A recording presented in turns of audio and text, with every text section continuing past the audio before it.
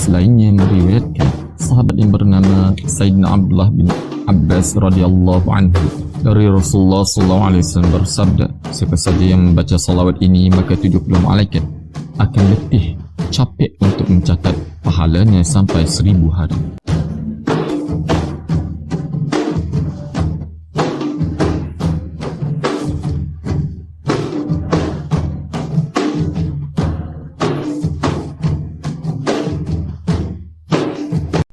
Bismillahirrahmanirrahim. Allahumma salli ala Muhammad wa ala alihi wa sallim.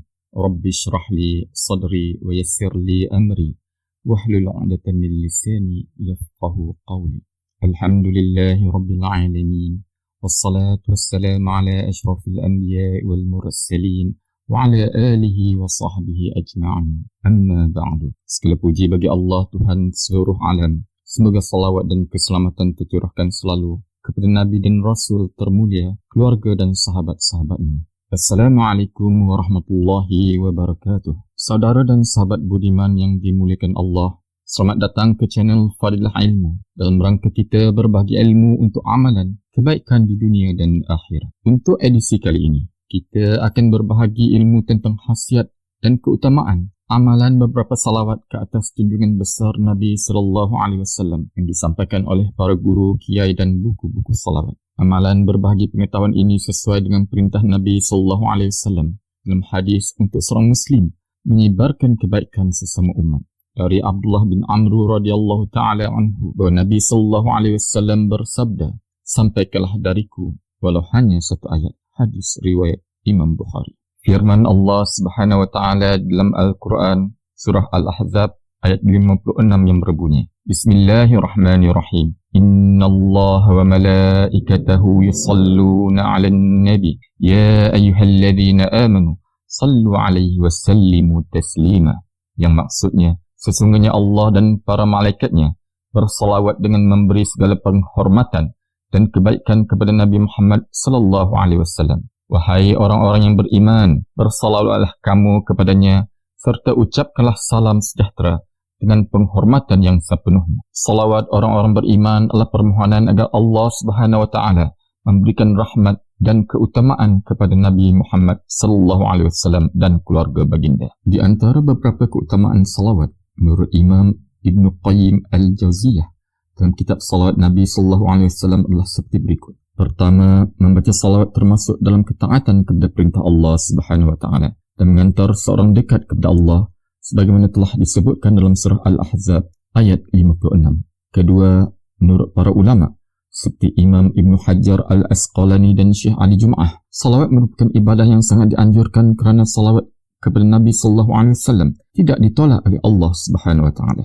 Ini kerana salawat berhubung langsung dengan Rasulullah sallallahu alaihi wasallam, sang kekasih Allah. Inilah keistimewaan salawat yang tidak dimiliki oleh amalan lainnya. Ketiga, mendapat balasan 10 salawat dari Allah Subhanahu wa taala sebagaimana sabda Rasulullah sallallahu alaihi wasallam, orang yang bersalawat kepadaku 1 kali, Allah akan beri salawat kepadanya 10 kali.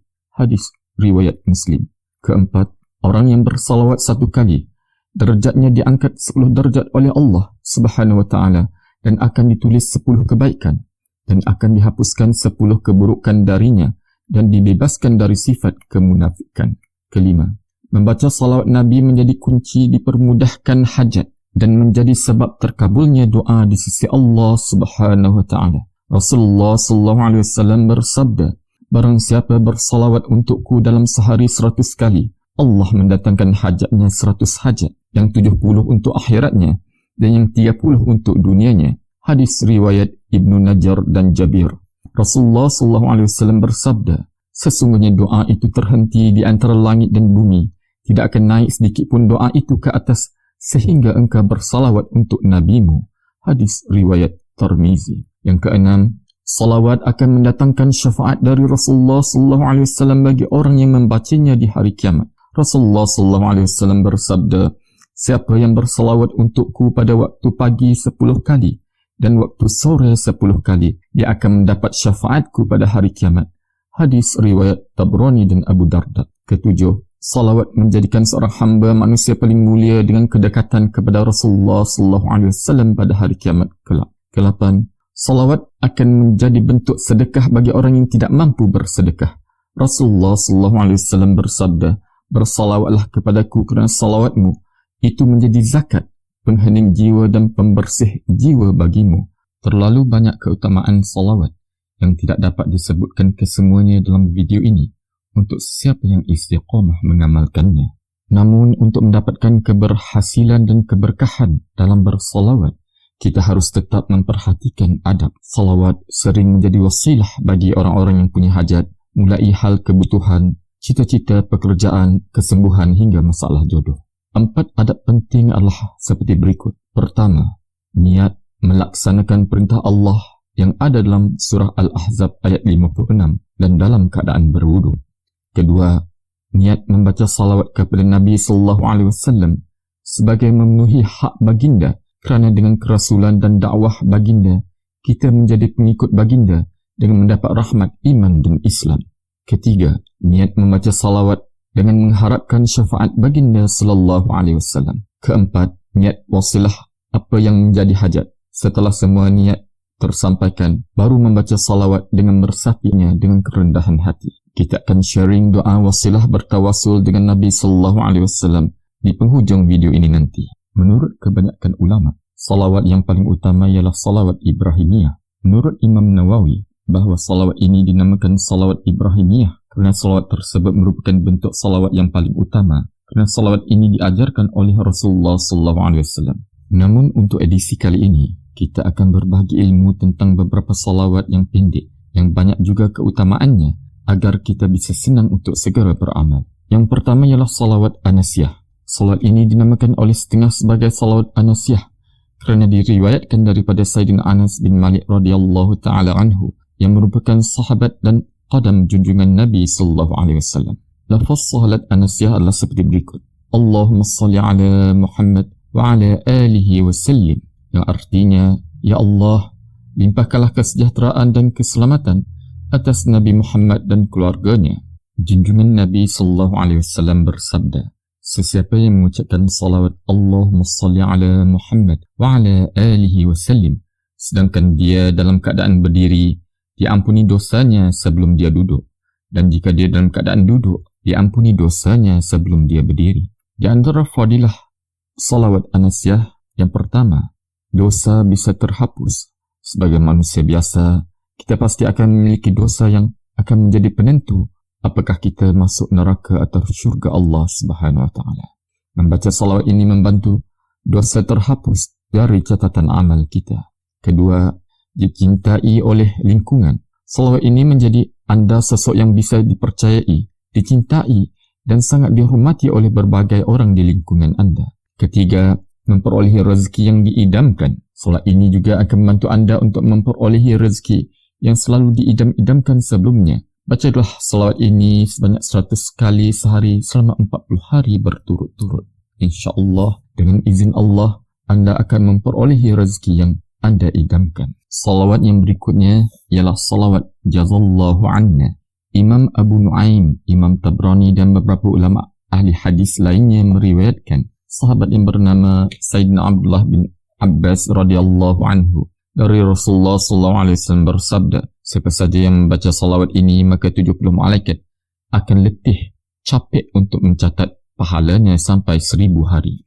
Lafaz salawatnya ialah Jazallahu anna sayyidana Muhammadan sallallahu alaihi wasallam ma huwa ahluh, dan di dalam riwayat lainnya menggunakan perkataan bima huwa ahluh, yang artinya semoga Allah memberikan balasan kebaikan kepada pemimpin kita Nabi Muhammad sallallahu alaihi wasallam atas jasa-jasa baginda kepada kita dengan balasan yang selayaknya baginda terima. Nasihat dari ulama besar Kota Mekah Al-Arif Billah Sayyidi Muhammad Ibn Alawi Al-Maliki untuk membaca salawat ini pada setiap hari, lebih baik usai selesai salat fardu. Salawat yang ketiga untuk kita berbahagi untuk edisi kali ini ialah salawat Tawsi'ul Arzaq. Salawat ini diyakini memiliki keutamaan dan manfaat dalam mendatangkan rezeki yang berlimpah.